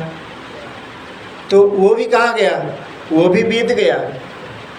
और ये जो संदीप है, इसमें भी दिन प्रतिदिन जो जा रहा है, कल का संदीप आज नहीं है, आज सुबह का संदीप अभी नहीं है। और अभी भी हर पल बदलता है शरीर। तभी तो इतना छोटा था, यहाँ इतना बड़ा होके बैठा है। यदि नहीं बदलता तो ये बदलाव कैसे दिखता है? जो बदल रहा है वह क्या है? शरीर है। और जो सब कुछ बता रहा है, साक्षी है, वो बदलता नहीं, वो आत्मा है, वो तुम हो। अर्जुन, वह तुम हो जो कभी बदलता नहीं है। और जो बदल जाता है वो तुम्हारा शरीर है, जो कि पिता माता के द्वारा बनाया हुआ है। पिता माता के रजवीर्य से बना है, पंच महाभूत से बना है। क्या बोले? देही। देही मतलब जो मानता है कि मेरा देह है। जिसके पास सुख है उसे क्या कहेंगे? सुखी। जो मानता है कि मेरे पास सुख है, वो उसे क्या कहेंगे? सुखी कहेंगे। जिसके पास धन है उसे क्या कहेंगे? बोलो, धनी। जिसके पास रोग है उसे क्या कहेंगे? रोगी। जिसके पास गुण है उसे क्या कहेंगे? गुणी। जिसके पास देह है, मानता है, उसे क्या कहेंगे? देही। अर्थ लगा? तुम्हारा ग्रंथ किताब कहाँ है? देखो किताब में कैसे है, ग्रंथ में भगवान कैसे बोले। 13 श्लोक देखो। देहिनोऽस्मिन् यथा देहे कौमारं यौवनं जरा तथा देहान्तरप्राप्तिर्धीरस्तत्र न मोह्यति। देही, देही माने जो मानता है मेरा देह है, जे मानुची कि मोर शरीर अच्छी, ताको कौन कहगला? ताको कौन कहगला दीप्ति? ताको कौन कहगला? देही माने देहधारी। देहधारी देह ठारू अलगा कि नहीं? अलगा हो कि नहीं? धनुर्धारी धनुष से अलग होगा कि नहीं? जिसने धनुष को धारण किया है धनुर्धारी कहते हैं उसे। धनुष को फेंक सकता है कि नहीं? अलग करके रख सकता है कि नहीं? वैसे ही देहधारी देह से अलग होना निश्चित तय है। देह ठारू जे पृथक ताकू देही कहा जाउछि, देहधारी सी, किंतु देह नुहे सी। देही अर्थात देहधारी। धनी मतलब धनवान, जिसके पास धन है। धन जिसने धारण किया है, धन को जिसने अपने पास रखा है उसको धनी कहते हैं। वैसे ही जिसने देह को अपना ही जाना है, अपने पास एक शरीर देह है, उसको देही कहा जाता है। जो मानता है मेरा शरीर है उसे क्या कहेंगे? शरीरी। भगवत गीता में देही, शरीरी, भागवत में ऐसे शब्द आए हैं, उपनिषदों में भी आए देही, शरीरी ऐसे शब्द। तो देही न मतलब देही का जो अपना देह है ऐसे मानता है। देही का अस्मिन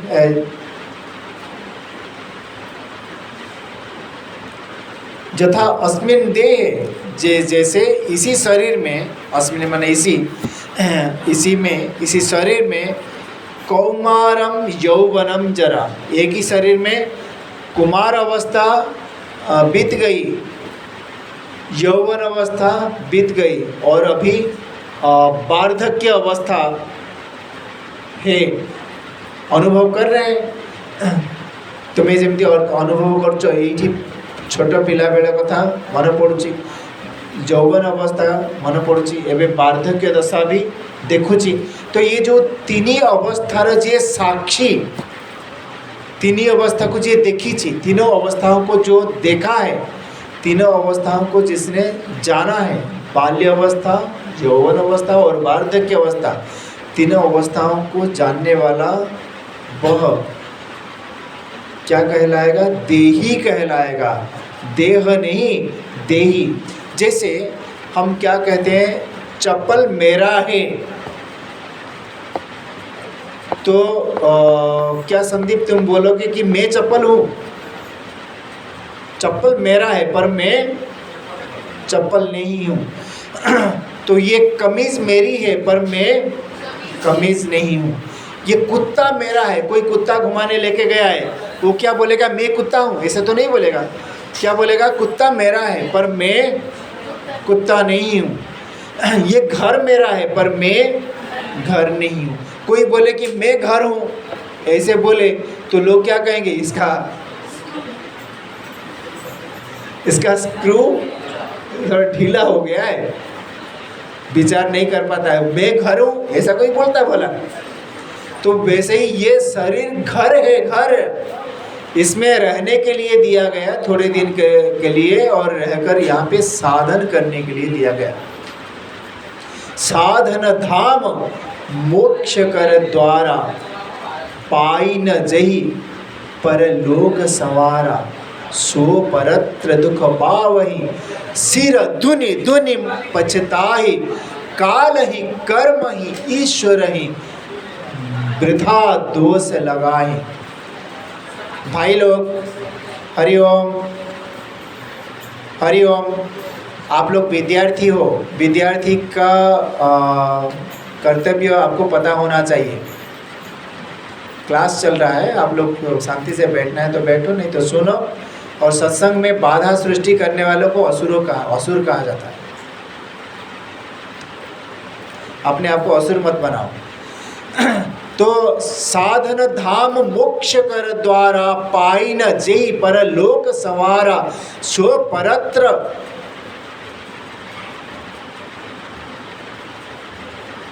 देखा, तुम लोगों के चक्कर में ये गया, गायब हो गया। स्व परत्र दुख पावही, सिर धुनि धुनि पछताई, काल ही कर्म ही ईश्वर ही वृथा दोष लगाई। परलोक में अशेष दुख को पाता है और अपना सर पटकता है, सर ठोकता है, और क्या करता है कि काल ही कर्म ही ईश्वर ही वृथा दोष लगाए। काल को दोष देता है। कली काल था, कली युग में तो सब पाप कर रहे थे, मैं भी बहक गया, कर लिया। और ईश्वर के ऊपर दोषारोपण करता है, भगवान की इच्छा नहीं थी, मैं क्या करूं, भगवान की इच्छा नहीं थी। और कर्म को दोष देता है, मेरे भाग्य में ही नहीं था, कर्म में नहीं था, मैं क्या। तुलसीदास जी महाराज कहते हैं कि वह आत्मघाती है, जो न तरे भव सागर नर समाज अस पाई, स्वकृत निंदक मंद मति आत्मा हन गति जाई।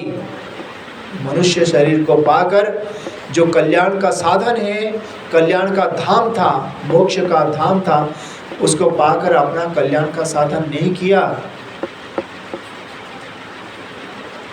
सुकृत, कृत मतलब चंडाल है, चाहे किसी भी जन्म जाति में जन्म हो, किसी भी वर्ण में जन्म हो, तो चंडाल है। चंडाल क्या करता है, बस उसको कुछ समझ में नहीं आता, दारू पी के बस स्मशान घाट में क्या करता है, शवों को जलाता है, वही काम है उसका।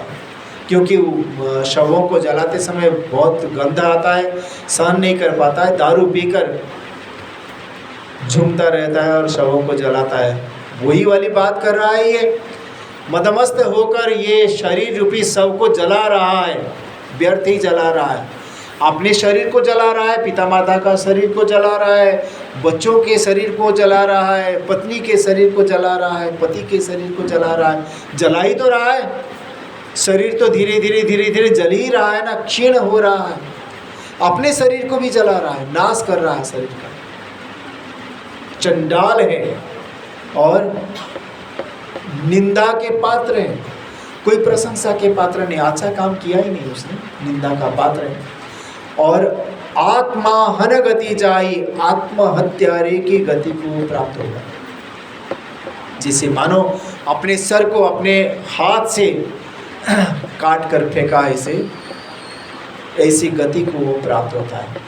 क्या गति वो पाएगा, पुनरपि जननम पुनरपि मरणम पुनरपि जननी जठरे शयनम, बार बार जन्म मरण चक्र में जाएगा।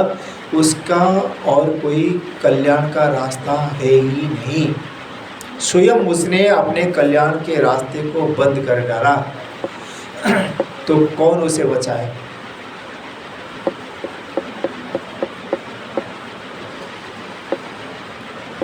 तो भगवान बोले कि देह तुम नहीं हो। क्या तुम हो, तुम देही हो, देह में रहने वाले हो। देह गलती से अपने आप को देह मान लिए हो, तुम शुद्ध आत्मा हो, तुम देखने वाले हो। देह में जो परिवर्तन होता है तुम उसे जानते हो। बचपन गया, जवानी जा रही है, बुढ़ापा आगे आ रही है, शरीर रोगग्रस्त है वो भी जान रहे हो, शरीर में पीड़ा है वो जान रहे हो, शरीर धीरे धीरे क्षय हो रहा है वो भी जान रहे हो, घुटनी में दर्द है, आँखों को दिख नहीं रहा है, चश्मा पहनने से दिखाई देता है, चश्मा खोल देने के बाद इतने बड़े बड़े आँखें करे तो भी दिखाई नहीं देता है। कौन है रे तू, कौन बैठा है वहाँ पे, समझ में नहीं आ रहा है, कौन है, चश्मा में भूल गया हूँ, दिखाई नहीं देता है। तो रोशनी जा रही है ये पता चल रहा है, दांत सारे झड़ रहे हैं, टूट रहे हैं वो भी पता चल रहा है, कानों को सुनाई नहीं दे रहा है वो भी पता चल रहा है, घुटनी में दर्द है, खड़ा नहीं हो पा रहे, चल नहीं पा रहे हो, चढ़ाई पे नहीं चल पा रहे, बैठ जाते हैं, शरीर कांपता है। फिर कब चेतोगे, कब चेतोगे।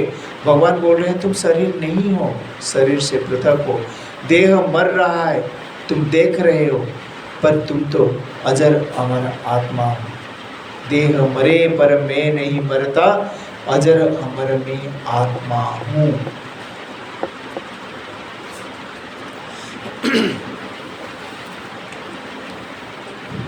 इतना जानने से क्या कल्याण हो जाएगा? भगवान बोले और कुछ करने की आवश्यकता नहीं, बस इतना जानो, देह तुमसे अलग है और तुम देह से अलग हो। तुम शुद्ध आत्मा हो। शरीर बस मिला था, हर पल नष्ट हो रहा है और एक दिन पूरा नष्ट हो जाएगा। ये समझ जग जाए, कोई गुरु मिल जाए, किसी गुरु की खोज कर लो, किसी सद्गुरु की खोज कर लो। आयु व्यर्थ बर्बाद मत करो। बड़ी मुश्किल से ये शरीर मिला है, पता नहीं कल सुबह का समय तुम्हारे हाथ में है या नहीं। निश्वासे नहीं विश्वास कदा रुद्धो भविष्यति, कीर्तनीय मतो बाल्यात् हरेर नामीव केवलम। भगवान शंकराचार्य जी बोले कि ये निश्वास पर कोई भरोसा नहीं है।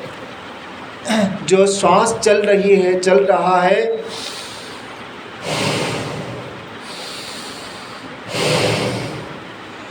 ये बस बाहर गया है और वापस नहीं आया तो राम नाम सत्य है, गया काम से। और बस 1.5 सेकेंड के लिए ये वायु अंदर बाहर होता है, 1.5 सेकेंड में, इतने समय में मौत हो जाएगी। सालों नहीं लगते, महीनों नहीं लगते, दिनों नहीं लगते मरने के लिए, घंटों नहीं लगते, बस 1.5 सेकेंड समय। सब लोग सोचते हैं आज करे सो कल कर, कल करे सो परसों। इतने जल्दी क्या है भैया? जीना है बरसों, तभी तो सो जाते हैं, चुक जाते हैं। पर संत लोग क्या कहते हैं? कल करे सो आज कर, आज करे सो अब, पल में प्रलय होएगा। बहुरी करोगे कब? कब करोगे? अब जग जाओ, अब जग जाओ, समय हो चुका है। उठ जाग मुसाफिर भोर भई, अब रैन कहाँ? जो सोवत है, जो सोवत है सो खोवत है, जो जागृत है सो पावत है। उठ जाग मुसाफिर भोर भई, अब रैन कहाँ? जो सोवत है। मुसाफिर कहाँ है? मुसाफिर क्यों कहाँ है? मुसाफिर का अर्थ क्या है? यात्री। यात्री थोड़े ही दिन के लिए यात्री निवास में रहने के लिए उन्हें मिलता है, स्थायी रूप में वो रह नहीं सकते। अब तो जाना है बहुत दूर, बहुत दूर। यात्रा करने आते हैं ना, कोई बद्री विशाल के लिए जाते हैं, कोई केदारनाथ यात्रा करते हैं, इस रास्ते से जाते हैं, पैदल कोई भी आते हैं, आते होंगे ना। तो सो जाने से अपने जगह पर पहुंच जाएंगे कि नहीं? सोकर खराटा ले रहे हैं,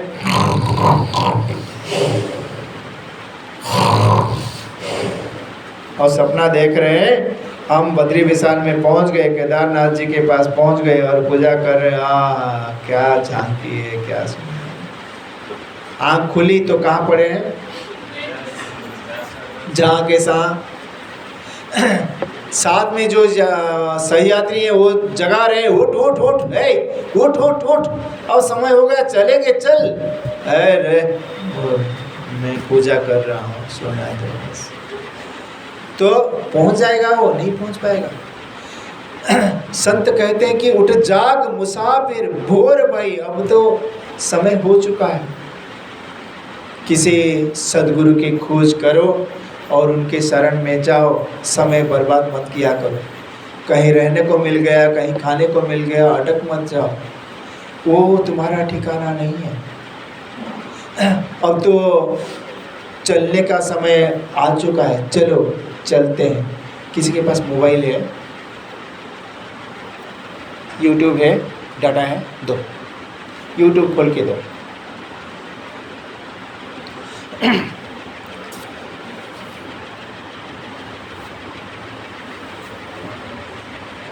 बंद किए थे? अच्छा,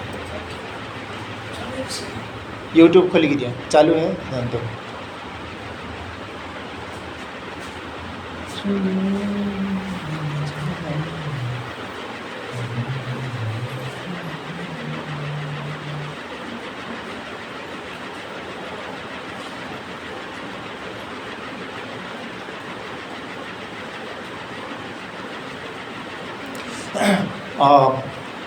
विवेकानंद जी का ये रचना है। स्वयं गाए थे स्वामी रामकृष्ण परमहंस जी के सामने। बहुत सुंदर रचना है।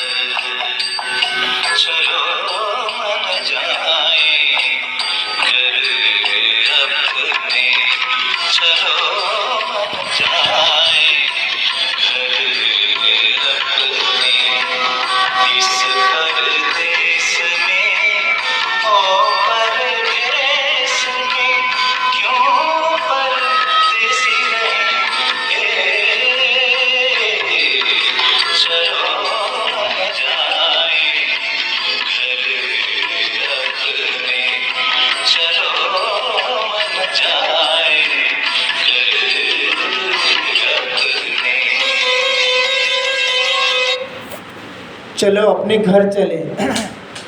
कहाँ है अपना घर? जहाँ से हम आए हैं वही अपना घर है।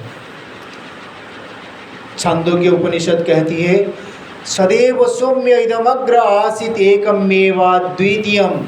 एक सत्तत्व मात्र पहले था सृष्टि से पहले, उसी से ये सृष्टि निर्मित हुई और उसी से आपका मेरा सबका शरीर उत्पन्न हुआ है, उसी परम तत्व से।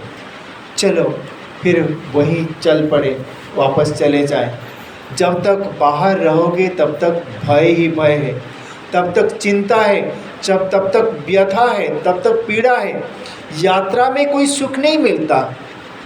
जब तक यात्रा चालू है तब तक सुख नहीं है, चैन नहीं है, शांति नहीं है। ये धक्का मारता है, वो धक्का मारता है, चल चल चल, उठ उठ उठ, उधर जा उधर जा। तो ये धक्का मुक्की में कितने कष्ट सहना पड़ता है। चलो अपने घर चल पड़ते हैं, वापस चल पड़ते हैं। कब तक इस परदेश में रहेंगे, कब तक परदेसी बनकर रहेंगे। चलो अपने घर चलते हैं।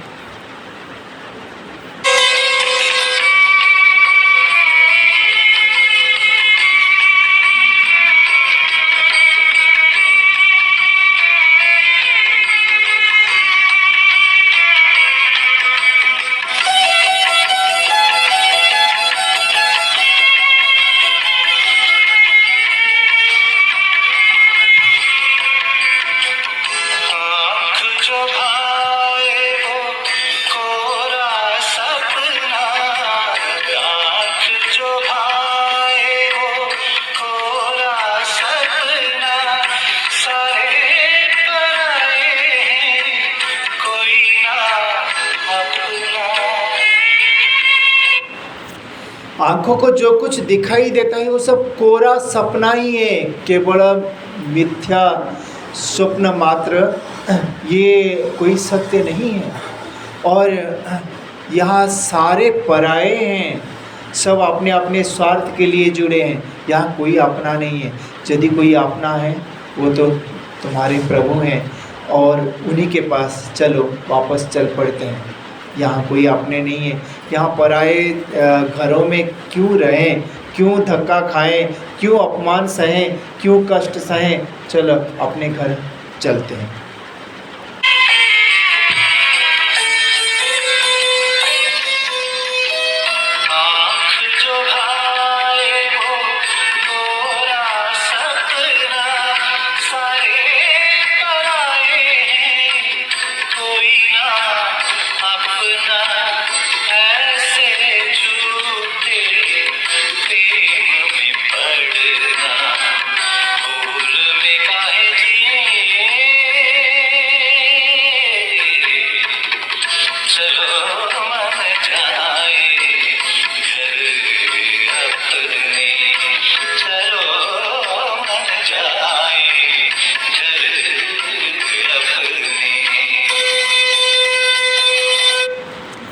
यहाँ जो प्रेम दिखाते हैं, प्रेम का इजहार करते हैं, I love you, really I love you, believe me I love you, heavenly I love, ये केवल केवल ठगाई है। सब एक दूसरे से अभिनय करते हैं, इनके झांसे में नहीं आना है, इनके चुंगल में नहीं पड़ना है। ये सारे लुटेरे हैं, सब अपने अपने मतलब के लिए संबंध जोड़ते हैं। उपनिषद कहती है आत्मनस्तु कामाय सर्वम प्रियम भवति, अपने सुख के लिए सब एक दूसरे से प्यार करते हैं, कोई किसी से सचमुच प्यार नहीं करता।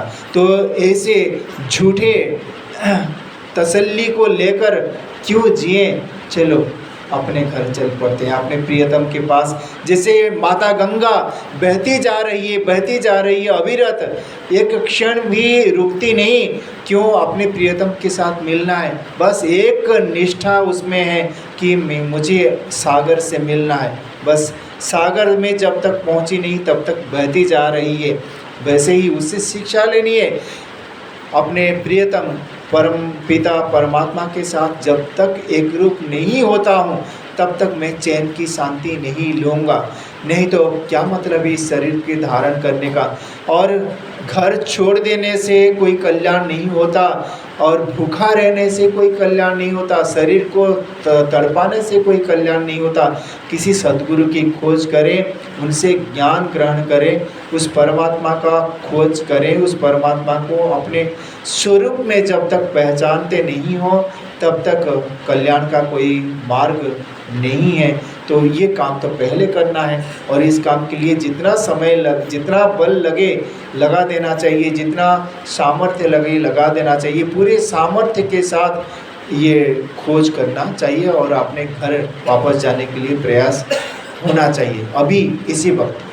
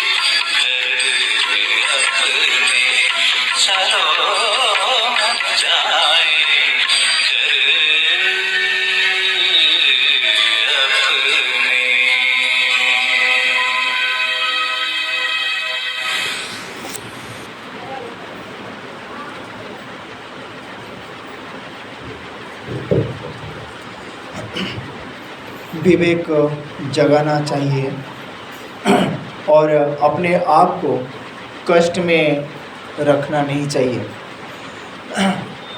बहुत ऋषिकेश में, हरिद्वार में, ऐसे तीर्थों में देखा जाता है, साधु वेश में तो आ ही जाते हैं साधक, पर आकर इधर उधर फंस जाते हैं।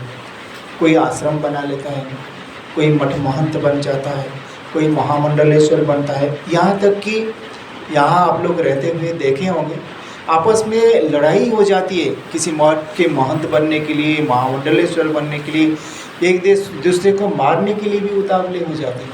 तो इससे क्या साधुता है? इससे कल्याण होने वाला नहीं है। बस भिक्षा मिल जाए, खाने को मिल जाए और कुछ दक्षिणा मिल जाए, जीवन बीत जाए, ये तो अच्छा था। वो गृहस्थ आश्रम में आ जाते, खुद कमाते, खुद खाते, किसी के सामने हाथ ऐसे पसारना नहीं पड़ता।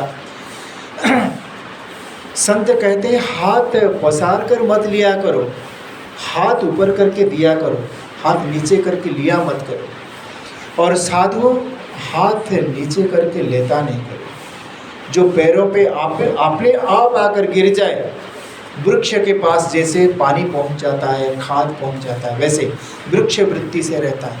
वो किसी से मांगता नहीं। मांगन मरण समान है, मत मांगे कोई भिख, मांगन से मरना भला, यह सतगुरु की सीख। ये साधु का स्वभाव होना चाहिए। क्यों? आगे पीछे हरि चले, बिन मांगे सब दे। हरिजन गांठ न बांधई, उदर समाना ले। आगे पीछे कौन चले? हरि चले, बिन मांगे सब दे। मांगे बिना पहले से ही वो तैयार करके रखता है, हमें मांगने की आवश्यकता क्या है? वो मांगता नहीं कभी, वो तो राजाधिराज होता है। किसी के सामने हाथ फैलाना उसको आता ही नहीं। अपने प्रभु पर भरोसा करता है, अपने प्रभु के लिए जीता है, प्रभु के गुणगान करके जीता है, चिंतन करता है, बस प्रभु का ही चिंतन करता है। कभी अपने पेट की चिंतन नहीं करता, कैसे मैं जीऊँ, कैसे मैं खाऊं, कैसे मैं मेरा क्या होगा आगे, भविष्य क्या होगा, कैसे मैं रहूं। ये सारे चिंताएं संसारियों को शोभा देता है। और भगवान बोलते हैं ये चिंता संसारियों को भी नहीं करना चाहिए। जो संसार में रहते हैं, भगवान पर भरोसा करते हैं, वो तो चिंता भी नहीं करते। जो देह को सर्वस्व मान के बैठे,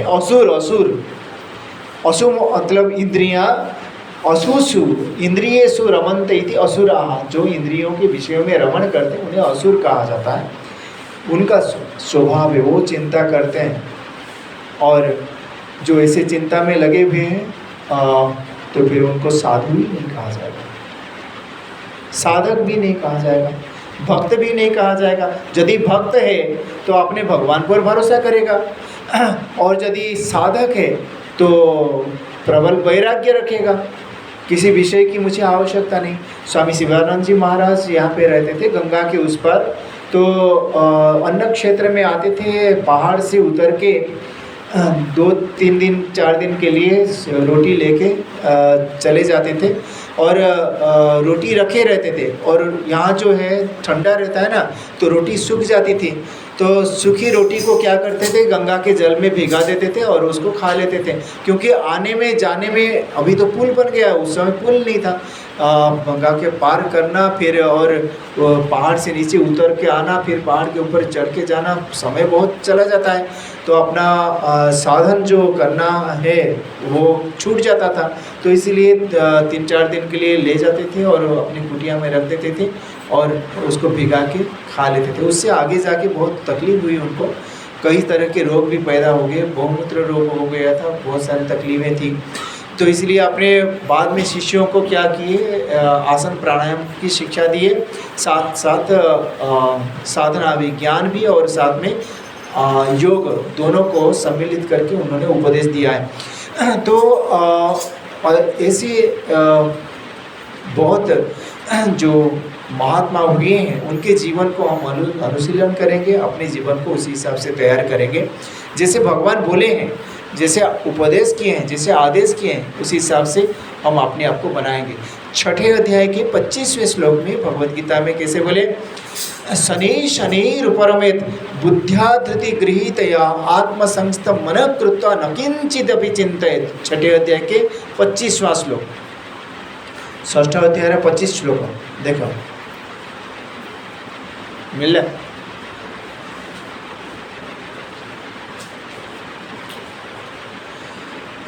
अनुवाद पढ़ल किए पढ़ी पारे, भलरे अनुवाद पढ़ा माइक रे।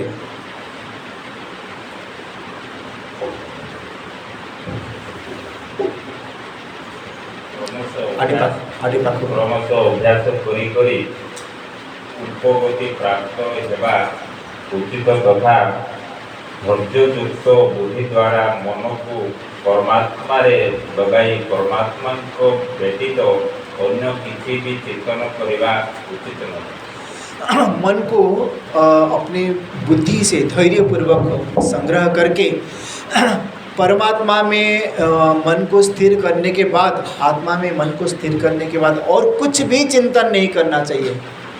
जो जहाज में बैठ गया, सागर के उस पार जाने की चिंता उसको रहेगी? क्यों नहीं करेगा? सर पकड़ के बैठेगा, मैं सागर के उस पार कैसे जाऊं, मैं सागर के उस पार कैसे जाऊं, सर पकड़ के चिंता करेगा, रोएगा? क्यों नहीं करेगा? क्योंकि जहाज में बैठ गया है ना, जहाज तो सागर उस पार जा रहा है, तो उसको बीच में टपक थोड़ी देगा, टपकाएगा नहीं उसको, वो तो लेके जाएगा साथ में बैठ कर। जो परमात्मा की शरण में आ गया उसको फिर कैसी चिंता है? भगवान स्वयं बोले, तेषामहं समुद्धर्ता मृत्यु संसार सागरात भवामि न चिरात पार्थ मय्यावेशित चेतसाम। जो मेरे में आसक्त चित्त हुए हैं उनको मैं निसंदेह अतिशीघ्र भव सागर से पार कर दूंगा। क्या भगवान भांग खा के बात कहें? क्या दारू पी के बात किए हैं? कह दिए होंगे, भूल गए होंगे? ऐसी तो नहीं है ना।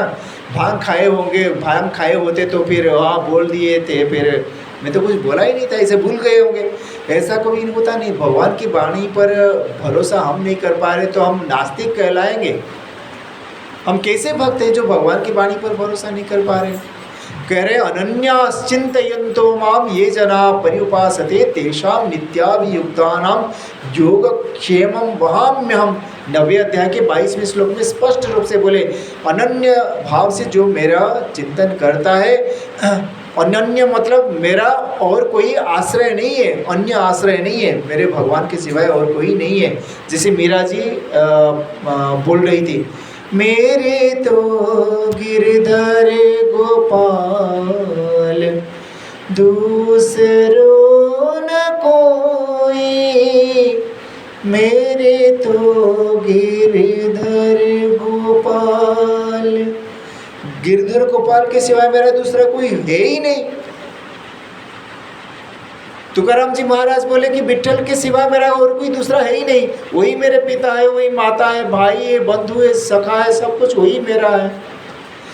रघुवरखित भगवान जगन्नाथ के सिवाय और कोई है ही नहीं। बोले सबूरी सबू अच्छी मोहर के ही नहीं, एकामो प्रभु जगन्नाथ। कोई भी भक्त ऐसी दशा को प्राप्त हो जाता है जो भगवान पर पूरा भरोसा करता है, उसके मुंह से यही वाणी निकलती है। चाहे वो महाराष्ट्र के संत तुकाराम जी महाराज हो, चाहे उड़ीसा प्रांत के वो रघुवरखित हो, चाहे मेवाड़ की रानी है ना मीराबाई, हाँ, राजस्थान की वो मीराबाई हो, बस सबके मुंह से एक ही बात निकले। क्यों? वो जगह ही ऐसा ही है। उस जगह पे पहुंचने के बाद सबकी अभिव्यक्ति वैसे ही रहेगी। बस भगवान के सिवाय और मेरा कोई दूसरा है ही नहीं। सागर में चले जाने के बाद कहीं भी देखो क्या दिखेगा? बस पानी ही पानी है और कुछ दिखाई नहीं देगा, क्योंकि दिगंत विस्तारी जलराशि है। तो वैसे ही जो परमात्मा में एक बार प्रवेश कर गया, अपने आप को परमात्मा में मिला लिया, तो उसको परमात्मा के सिवाय कुछ दूसरा दिखेगा भी नहीं।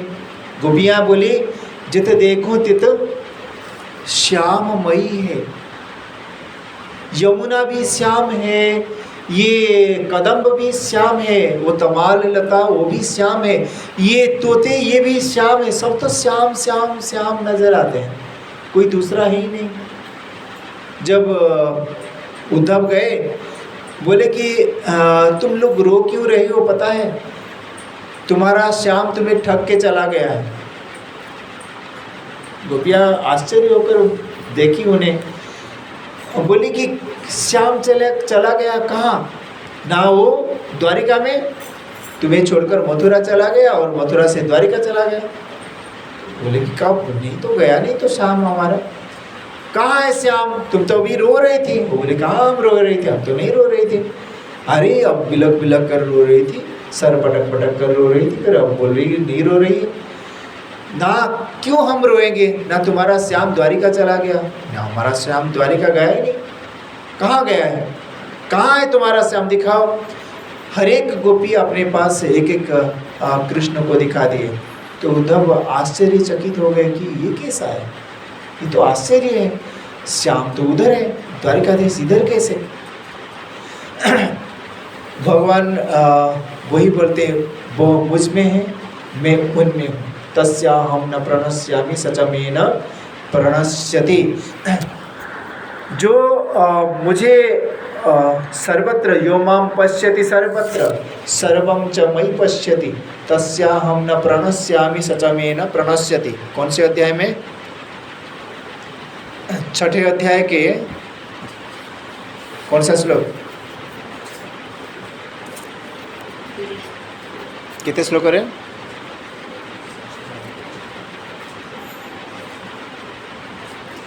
30वां श्लोक देखो, 6ठे अध्याय के 30 श्लोक, 6ठ अध्याय 30 श्लोक। यो मां पश्यति सर्वत्र, जो मुझे सर्वत्र देखता है।